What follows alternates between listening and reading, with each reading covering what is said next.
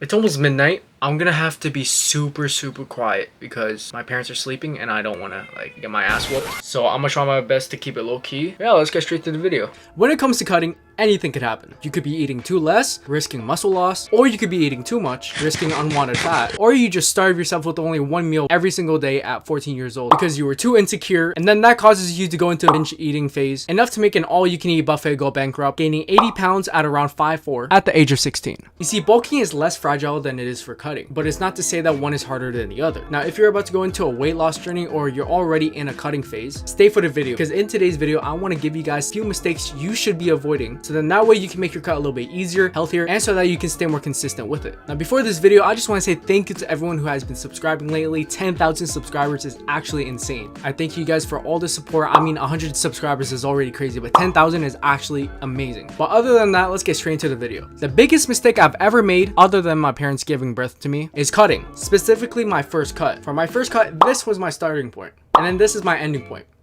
You see where I'm going with this? In case some of you still don't get it, some of you who are watching this video right now shouldn't even be putting down the fork right now. What I want you to do is take a good look at yourself in the mirror right now. What do you see? Try your best to not get too insecure or over exaggerate yourself. I made this mistake when I was skinny fat. I had a wide waist and skinny arms, and I literally classified myself as obese because of how insecure I was. So just look at yourself right now. If you don't look like this, or this, you shouldn't be cutting at all. You should be maintaining your weight while working out. A lot of YouTubers like to call this main gaining, which means you're basically just replacing your fat with your muscle. But also, if you have been working out for quite a while, a year to a year and a half, and you want to get lean, cutting is suited for you. The reason why I'm telling you shouldn't be cutting yet, and a lot of people already know this, because cutting when you don't have muscle is a wasted opportunity. Having this fat will allow you to build strength and muscle faster than a person who is skinny or is smaller. There's actually a saying that most lifters should know about it, mostly the power lifter. The term is mass moves mass. Now, is this concept actually true though? Is it true that if you're a bigger person, you move bigger weights, and if you're a smaller person, you move smaller weights? To put it simply, yes, it is true. The reason why I'm saying simply is because there's a literal equation, like literally there's a mathematical like equation on the screen right now. Like, it's actually insane. But I'm not gonna get straight through it because that's too many brain cells for me today, and also because I literally failed grade 10 math. But if you do want to study it and actually fact check these equations or whatever, link in the description below. Don't worry though, I've become an academic weapon ever since.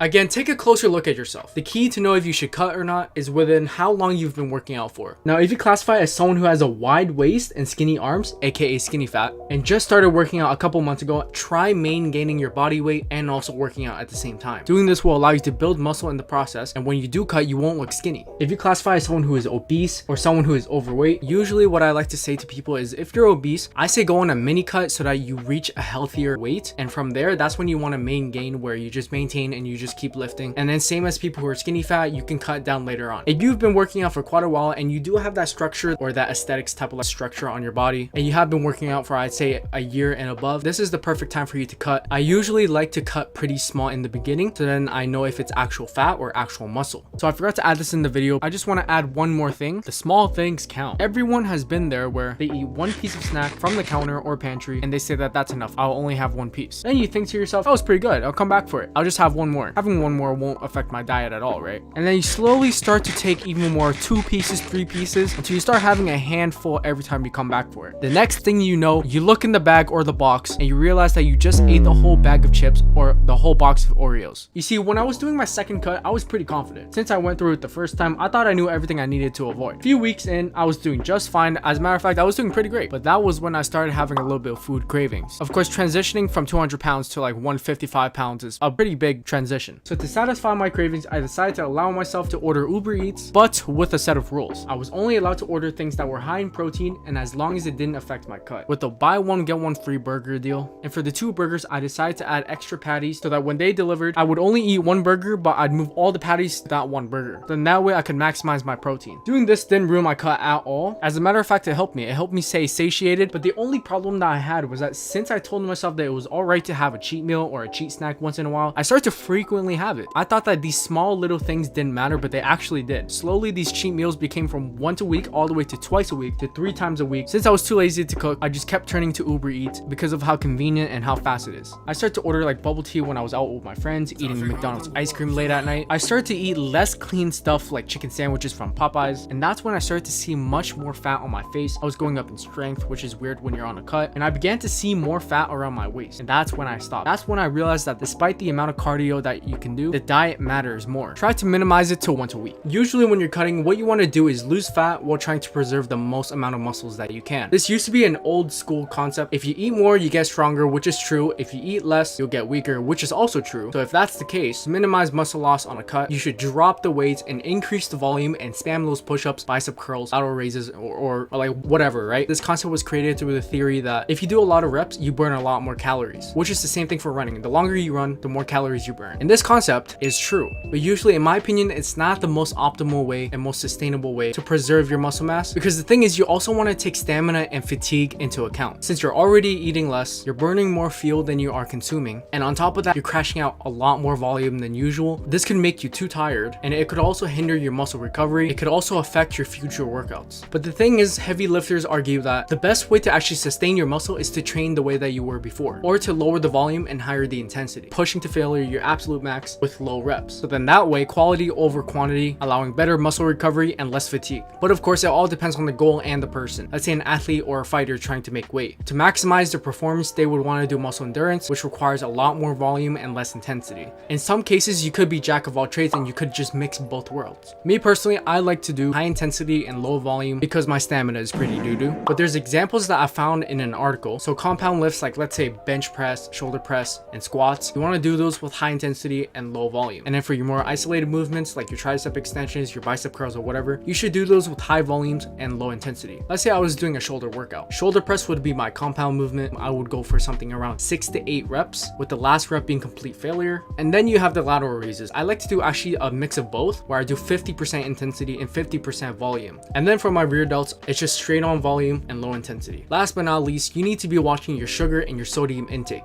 especially when you're making food or buying food or just eating low calorie snacks or whatever. These little things could actually make a big change to your diet. Firstly, consuming too much added sugars like sweeteners and all that could cause your body to increase your blood sugar levels as well as increase your insulin resistance. When this happens, a hormone called leptin that regulates your appetite, also prevents you from feeling more hungry, gets disrupted because of how high your blood sugar levels are and also how much resistance is coming from your insulin. Then of course this leads you to getting more hungry. It's actually similar for salt. The only difference is that it actually affects your body in a different way. Yes, salt and sodium and all that can be very flavorful, and especially for snacks, but the more you consume, the more thirsty you will get. And when you're thirsty, of course, that means you're getting more dehydrated. When you're dehydrated, you guessed it, you crave more sweets and you crave more food.